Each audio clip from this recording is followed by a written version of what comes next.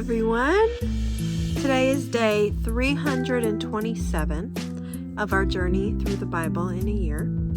And today we're going to be jumping between Acts, Corinthians, and Romans. But there's a common theme between all of them, which is basically what it looks like to live out your faith with intention and courage and love, especially when it's not easy. In 1 Corinthians 16, Paul gets very practical. He's talking about collections, planning ahead, supporting others, and working together as the church.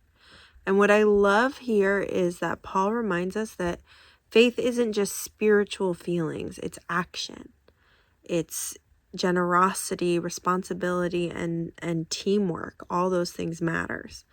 And Paul says, do everything in love, which is such a simple but powerful filter to work through.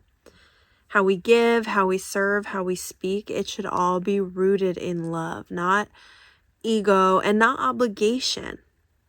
We love because he first loved us. It's a response to the love that God has for us.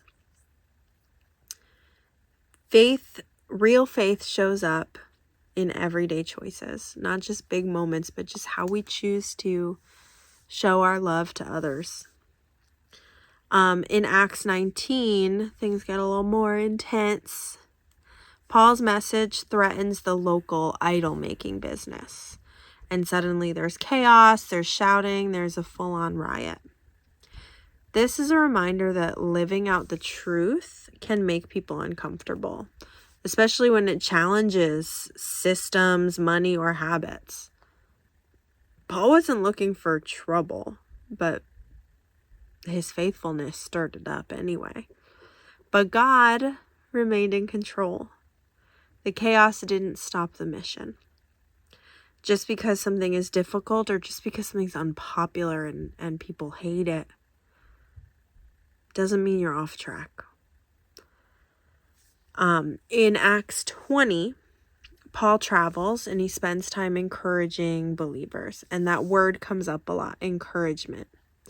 Paul knew that people needed strengthening, not just teaching. They needed encouragement. Faith grows best in community, when people feel seen and supported and are able to lean on each other and have that support, which is something I love about Alive Again. There's lots of encouragement and support at all times, which I think is really beautiful. And that's the way the early church was. So we should never underestimate the power of showing up and encouraging someone in their faith. It matters to people and it means a lot to people. And then finally in Romans 1, it kind of sets the foundation. Paul says he's not ashamed of the gospel because it's the power of God that brings salvation. It's not about being loud or forceful. It's about confidence. The gospel changes lives, starting with our own lives.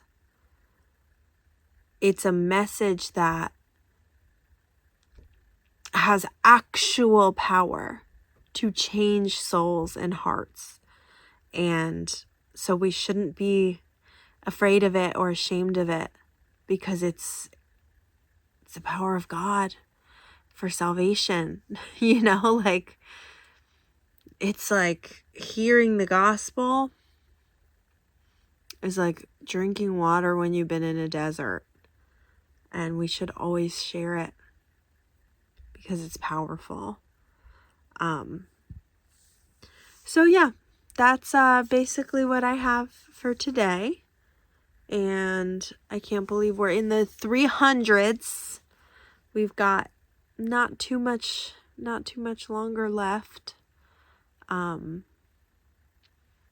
Which is really crazy. This year has flown by and it's been such a joy. So I will see you all next week and I hope you have a lovely week and share that gospel.